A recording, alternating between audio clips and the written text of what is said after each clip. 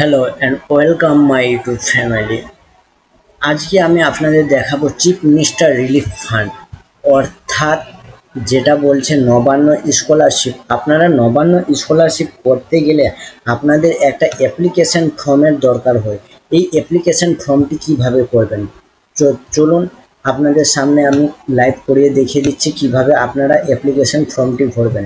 Application ভরার জন্য আপনাদের বেশ কিছুগুলো নিয়ম পালন করতে হবে। সেই নিয়মগুলো না পালন করলে কোথাও কোনো মিস্টেক বা ত্রুটি থাকলে আপনারা সেই যে 10,000 টাকা পাওয়া যায় সেই 10,000 টাকা পাবেন না। এই অ্যাপ্লিকেশন ফর্ম লেখার জন্য আপনাদের কয়েকটি দেখুন কি কি লিখতে হবে। অ্যাপ্লিকেশন লেখার সময় আপনাদের যেটা মাস্ট দরকার, যেটাতে এমএলএ সিগনেচার করবে, অর্থাৎ রিকগনাইজ অফ লোকাল এমএলএ বা এমপি, যেটাতে সিল সিগনেচার করবে।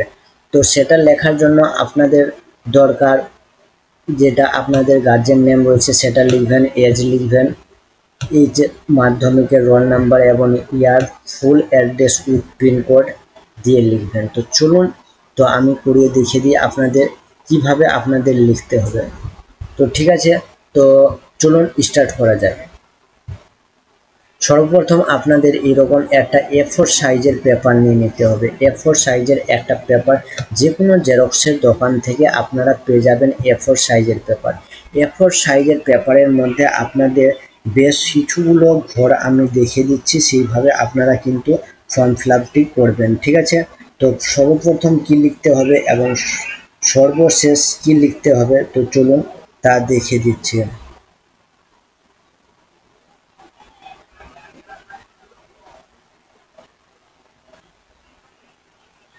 সব থেকে হেডলাইনে আপনারা একটা হেডলাইন করবেন। ঠিক আছে, এখানে হেডলাইন থাকবে, হেডলাইনে আপনাদের কিছু লিখতে হবে, অর্থাৎ কথায় আপনারা এই চিঠিটি পাঠাচ্ছেন। তারপরে বিষয়বস্তু মাঝখানে লিখবেন, বিষয়বস্তু। ঠিক আছে, তারপর বডিটা থাকবে, অর্থাৎ কি সম্পর্কে আপনারা লিখছেন এখানে বডিটা লিখে নেবেন। এবং বডি লেখার পর সর্বশেষ আপনাদের যেটা কাজ, আপনাদের নিজস্ব নাম লিখতে হবে। নিজস্ব নামটি আপনারা সর্বশেষ নিচে লিখবেন এবং এইখানে একটা বক্স থাকবে, এখানে আপনারা তারিখ লিখবেন, কোন তারিখে আপনারা অ্যাপ্লিকেশনটি করছেন, অর্থাৎ ফর্ম ফিল আপটি যেই অ্যাপ্লিকেশনটি করছেন কত তারিখে করছেন, মোবাইল নাম্বার, ইমেল আইডি ইত্যাদি। এখানে এমএলএ সিল সিগনেচার থাকবে দুটের মধ্যে। ঠিক আছে, এই হচ্ছে ফর্মেট। তো চলুন আমি আপনাদের হাত দিয়ে করিয়ে দিচ্ছি। তো চলুন A4 সাইজের পেপার নিয়ে নিলাম, ধরুন এটা A4 সাইজের পেপার। এখানে কি লিখতে হবে একটু জুম করে আমি আপনাদের দেখিয়ে দিচ্ছি, আপনাদের দেখার সুবিধা হবে। ঠিক আছে, আমি জুম করে নিলাম। জুম করে নেওয়ার পর আপনাদের সর্বপ্রথম যেটা লিখতে হবে, সাইজ আমি কমিয়ে দিচ্ছি।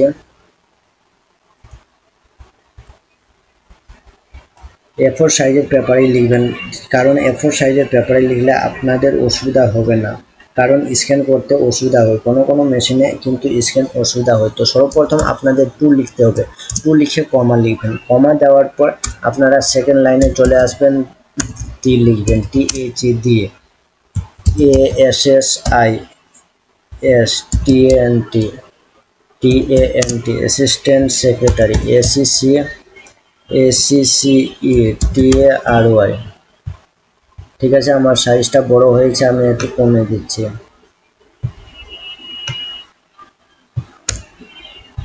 টু অ্যাসিস্ট্যান্ট সেক্রেটারি লিখবেন। সেক্রেটারি লেখার পর তারপরে আবার নিচের লাইনে লিখতে হবে, নিচের লাইনে চলে যাবেন। নিচের লাইনে কি লিখবেন দেখুন, এখানে লিখবেন CHIF, chief minister, MINISTER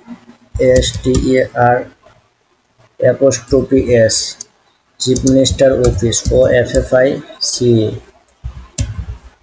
office, comma লিখবেন, আবার নিচে লিখবেন নবান্ন, ব্র্যাকেটের মধ্যে লিখবেন ডবল স্ল্যাশের মধ্যে NABANNA, নবান্ন। ঠিক আছে, তারপরে আবার নিচে লিখবেন 325, 325, ও কমা দিয়ে লিখবেন, একটা কমা থাকবে, SART, Sarat Chatterjee road, CHATTERJEE Chatterjee ROAD রোড। নিচে লিখবেন HOWRAH, হাওড়া 711 /102 711-102, ঠিক আছে। এটা আপনাদের একটা কোণে লিখে নিতে হবে, ঠিক আছে। এরকম আপনারা বাম সাইডের কোণে লিখে নেবেন, ঠিক আছে। সেম সিস্টেমে লিখবেন, কিন্তু সাইজ আপনাদের হাতের লেখা একটু ছোট করবেন, ঠিক আছে, বড় করে লিখবেন না। এই সাইজে লিখে নিলেন। লিখে দেওয়ার পর আপনাদের যেটা লিখতে হবে, এবার চলুন আপনাদের বাংলাতে আমি দেখিয়ে দিচ্ছি। এইটা শুধু ইংলিশে লিখবেন, বাকিগুলো বাংলায় লিখলেই চলবে, বা ইংলিশে আপনার যদি ইংলিশে সুবিধা হয় তো ইংলিশে লিখবেন, আমি বাংলায় দেখিয়ে দিচ্ছি, ঠিক আছে। প্রথমে লিখবেন বিষয়। বিষয় বিষয় লেখার পর এটা দেখুন তামিলে কি চেন্নাই ভাষা জানি না আমি, তো বাংলাতে আমি কনভার্ট করে নিচ্ছি, ঠিক আছে। একটু ধৈর্য ধরুন, আমি সেট করে নিয়ে অরিজিনাল করে দিচ্ছি, ঠিক আছে। বিষয় লিখবেন। বিষয় লিখে দেওয়ার পর 1 মিনিট,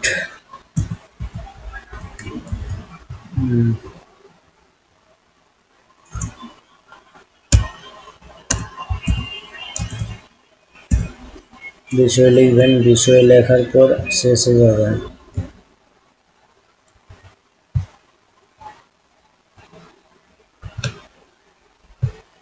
বিষয় কিন্তু মাঝখানে লিখবেন, ঠিক আছে। লেখার পর ডবল ক্লোন দিবেন।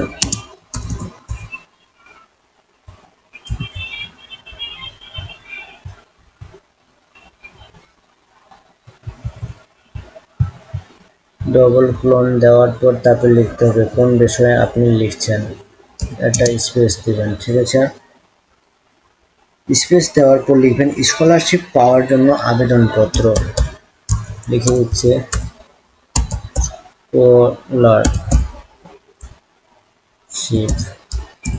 স্কলারশিপ পাওয়ার জন্য আবেদনপত্র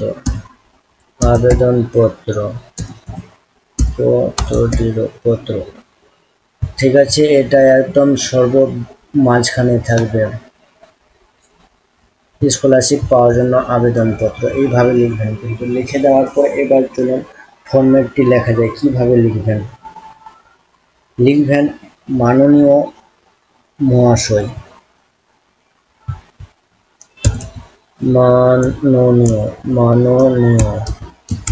মাননীয় মহাশয়, কমা লিখবেন। কমা লেখার পর কমা যেখান থেকে শেষ হচ্ছে সেখান থেকে কিন্তু স্টার্ট করবেন, ঠিক আছে। কমা এখান থেকে শেষ, তো লিখবেন আমি, আপনার নামটা লিখবেন। আপনার নাম ধরুন দিয়ে আমি, আপনার নাম কি সেটার নামটা লিখবেন, ঠিক আছে। আমি একটা দেখিয়ে দিচ্ছি, ঠিক আছে। এটা কারোর নাম নয়, এটা শুধুমাত্র আমি দেখাচ্ছি আপনাদের জন্য। আপনার নাম ধরুন দিয়ে অভিজিৎ।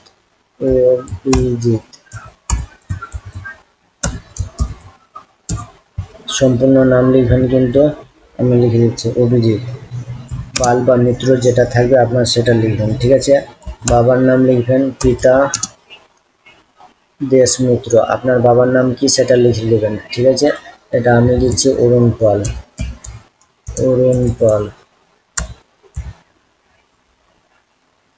বাবা অরুণ পাল, ঠিক আছে।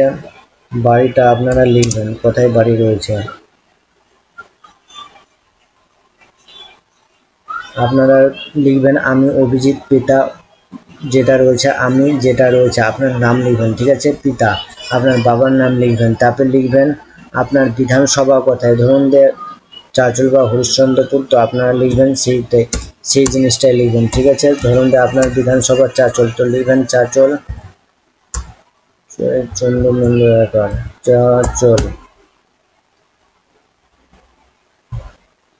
চাঁচল বিধানসভার একটু ছোট করে দিচ্ছি, দেখা যাবে না যেহেতু A4 সাইজের উপরে চলে গেছে। চাঁচল বিধানসভার দেশ গ্রামের আপনার নামটা লিখবেন, কোন গ্রামের লিখবেন, বড়ই গ্রামের, আপনাদের গ্রাম যেখানে রয়েছে, ঠিক আছে। বড়ই গ্রামের বাসিন্দা, যে লিখবেন মাননীয় মহাশয় লেখার পর কমান লিখবেন, কমান লেখার পর লিখবেন আমি, আপনার নামটা লিখবেন, পিতা আপনার বাবার নাম লিখবেন, কোন বিধানসভা চাঁচল বা হরিশ্চন্দ্রপুর বা অন্যান্য বিধানসভা, তো সেই বিধানসভার নামটি লিখবেন, আপনাদের গ্রামের নামটি, বড়ই গ্রাম বা যেই গ্রাম রয়েছে সেই গ্রামের নাম, গ্রামের বাসিন্দা, বাসিন্দা লেখার পর দাঁড়ি লিখবেন, দাঁড়ি লেখার পর আপনাদের কি লিখতে হবে চলুন দেখা যাচ্ছে সেটা।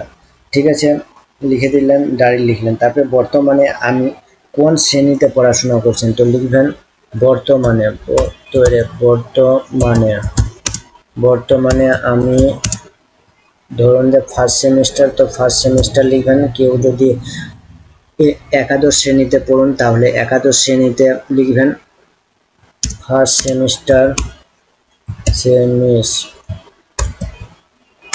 ফার্স্ট সেমিস্টারের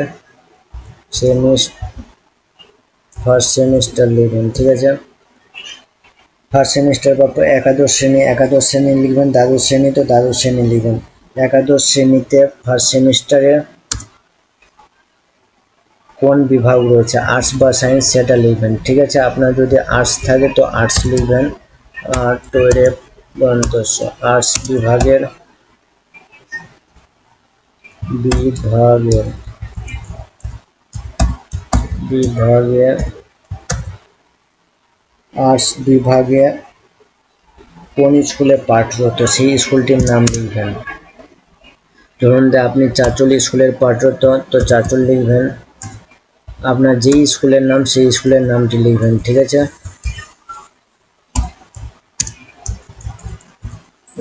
চল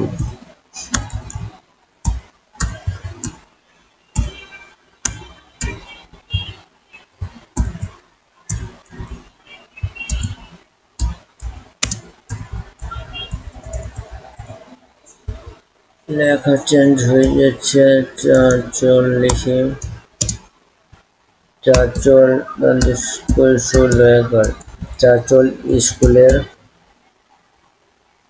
চাঁচল স্কুলে পাঠরত। ঠিক আছে, আপনি যেই স্কুলে পাঠরত সেই স্কুলে লিখবেন, চাঁচল স্কুলে পাঠরত মানে পড়াশোনা করছেন আপনি, দাঁড়ি লিখবেন।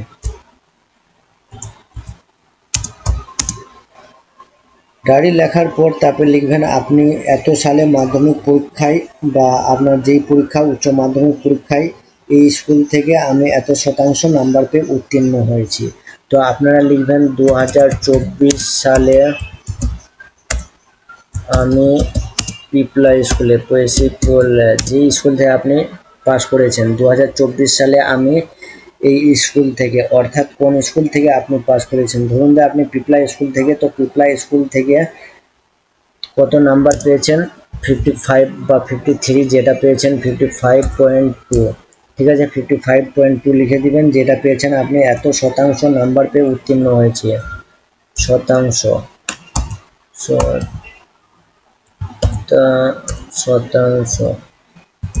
শতাংশ নাম্বার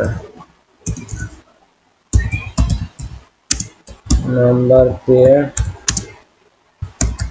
পাস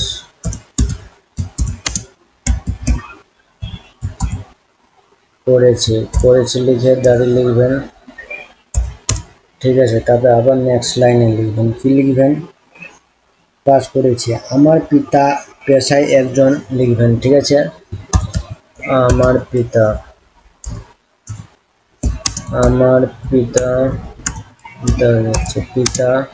পেশায়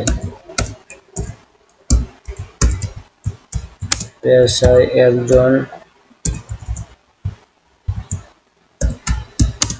আমার পিতা পেশায় একজন কৃষক লিখে দিবেন। আপনার পিতা যদি ব্যবসায়ী থাকে তো ব্যবসায়িক লিখবেন, কোনো অসুবিধা নেই। তো কৃষকে লিখছি আমি, বেশিরভাগের কৃষক থাকে, কারো ব্যবসা থাকলে ব্যবসা লিখতে পারেন, কৃষক। ঠিক আছে, লেখার পর আবার দাঁড়ি লিখবেন, আমার পারিবারিক বার্ষিক আয় অত্যন্ত কম হওয়ার দরুন আমার পড়াশোনার জন্য নানা প্রকার অসুবিধার সম্মুখীন হচ্ছে। কি লিখবেন চলুন আবার বলে দিচ্ছে, আমার পারিবারিক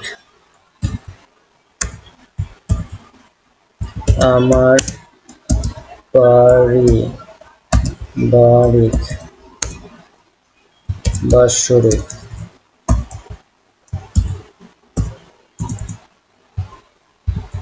বাৎসরিক আয় অত্যন্ত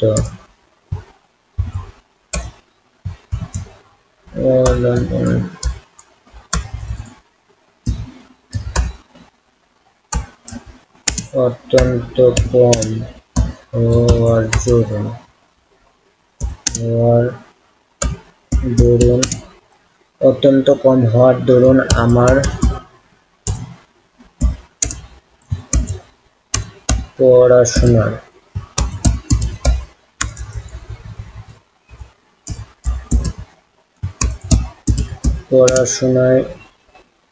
পড়াশোনার ব্যাঘাত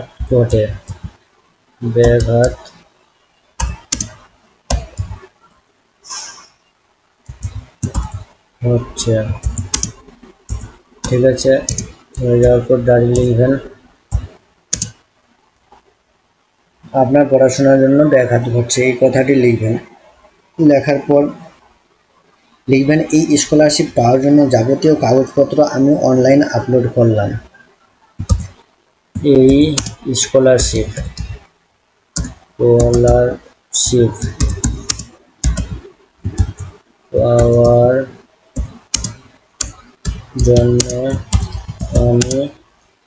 স্কলারশিপ পাওয়ার জন্য আমি যাবতীয়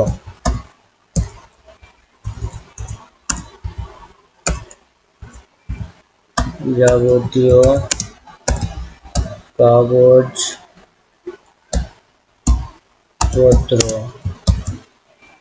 অনলাইন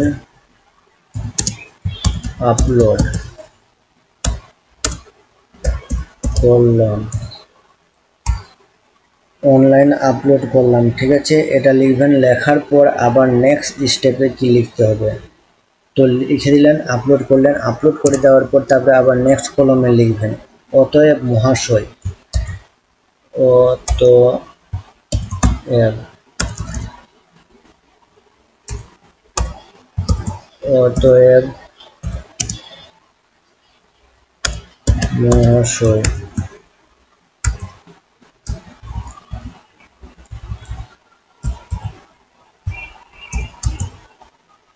অতএব মহাশয় অতএবের পর কমা হবে না, অতএব মহাশয়ের পর কমা হবে। ঠিক আছে, অতএব মহাশয় এইটুকু দেওয়ার পর আবার থামবেন। আপনার কাছে আমার বিনীত নিবেদন এই যে আপনার কাছে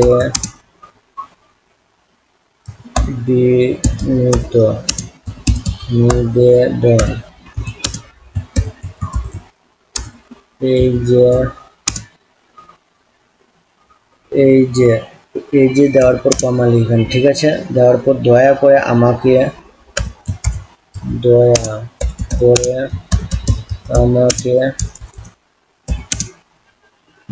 করে আমাকে যদি এই স্কলারশিপ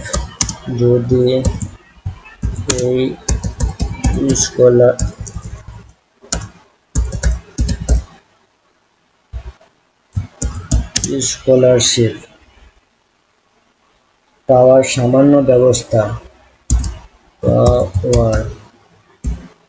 জায়গা নেই, তো আমি একটু ছোট করছি। ঠিক আছে,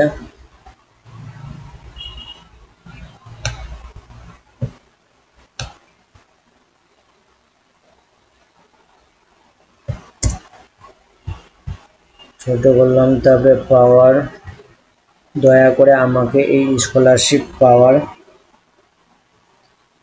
সামান্য ব্যবস্থা করে দেন।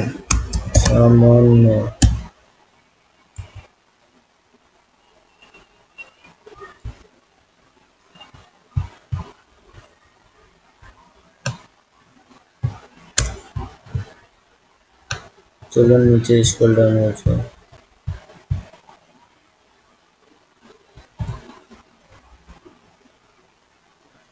সামান্য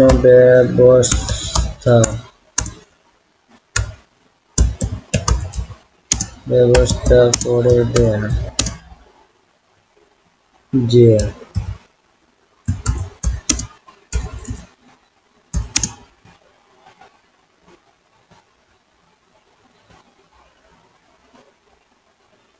করে দেন যেন আমি এই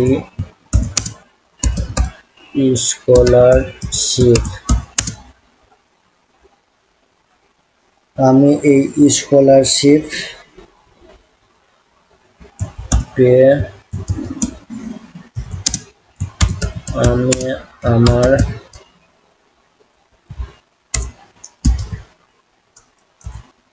পড়াশোনা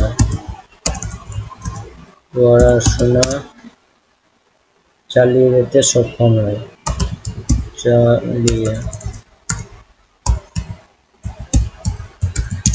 চালিয়ে যেতে সক্ষম হয়। ঠিক আছে, হয়ে যাওয়ার পর দাঁড়িয়ে দিবেন আবার। আমার এই ক্ষুদ্র অনুরোধ সহানুভূতির সাথে বিবেচনা করবেন আশা রাখি। তারপর লিখবেন, লিখে শেষ করবেন। ঠিক আছে, আমার এই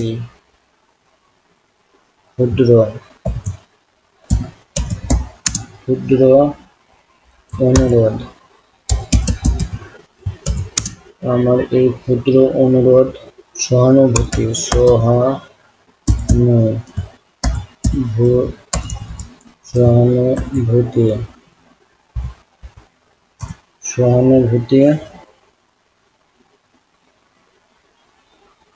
সহানুভূতির সাথে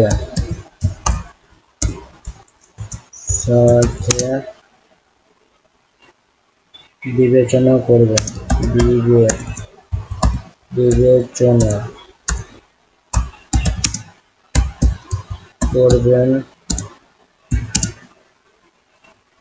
আশা রাখি।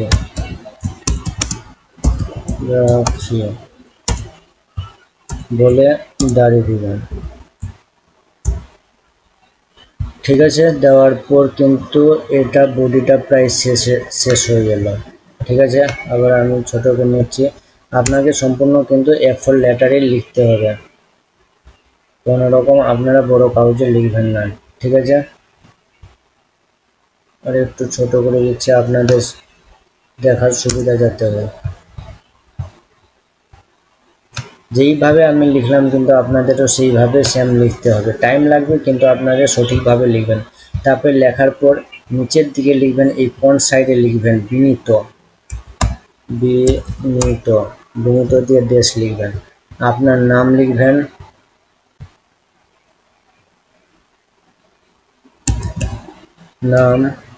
তারপরে বাবার নাম,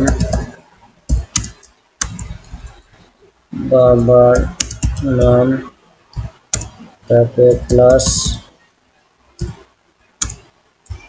রোল নাম্বার,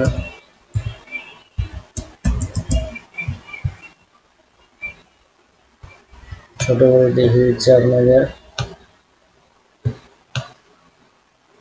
নাম, বাবার নাম, রোল নাম্বার। ঠিক আছে,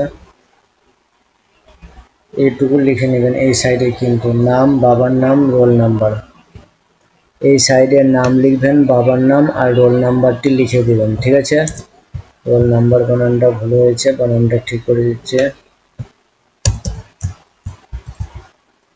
রোল নাম্বার দিয়ে ফাঁকা। ঠিক আছে, এবার আপনারা যেটা বাম সাইডে লিখবেন সেটা লিখবেন।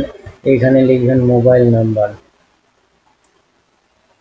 আপনাদের তারিখ লিখতে হবে না, লিখবেন mobile number.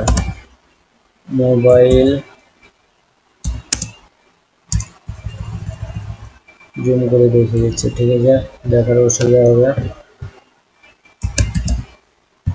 Mobile number,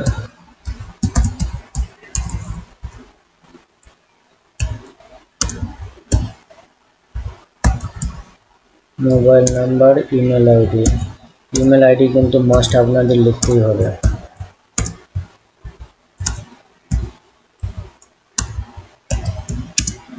email ID,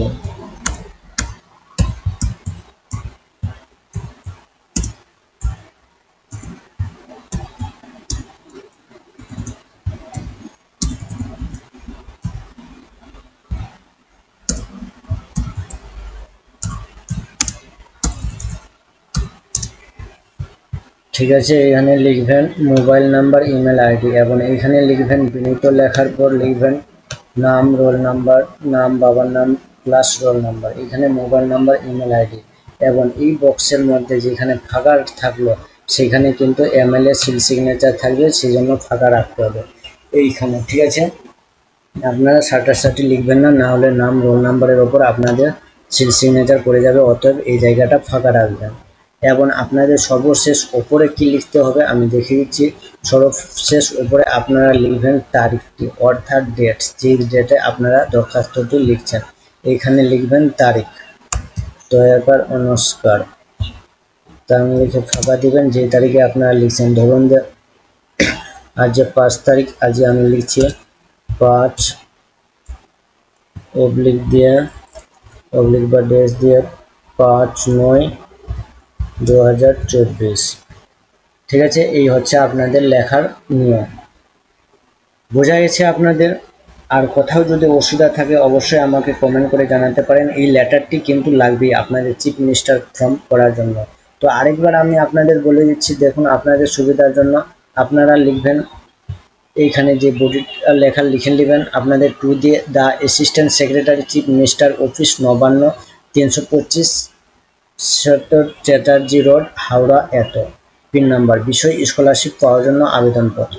মাননীয় মহাশয়, আমি আপনার নামটি লিখবেন, পিতা আপনার বাবার নাম লিখবেন, আপনারা কোন বিধানসভা সেটি লিখবেন বিধানসভার নাম, এবং কোন গ্রাম সেই গ্রামের নাম লিখবেন, এত গ্রামের বাসিন্দা। বর্তমানে আমি কোন শ্রেণীতে পড়ছেন বা কোন ক্লাসে পড়ছেন সেটা লিখবেন, এবং কোন বিভাগে পড়ছেন কোন বিভাগটি লিখবেন। আর্টস লিখবেন, আর্টস বানানটা ভুল গেছে তো আর্টস বানানটা আমি ঠিক করে দিচ্ছি, আর টয়ের দন্তস্ব হবে, তালবিশ্ব পড়ে গেছে,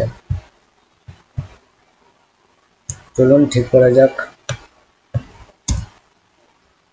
আর্টস বিভাগের আপনারা কোন স্কুলে পড়ছেন সেই স্কুলের নাম লিখবেন, বা কলেজে পড়ে থাকলে কলেজে পড়লেন কলেজের নামটি লিখে নেবেন। ঠিক আছে,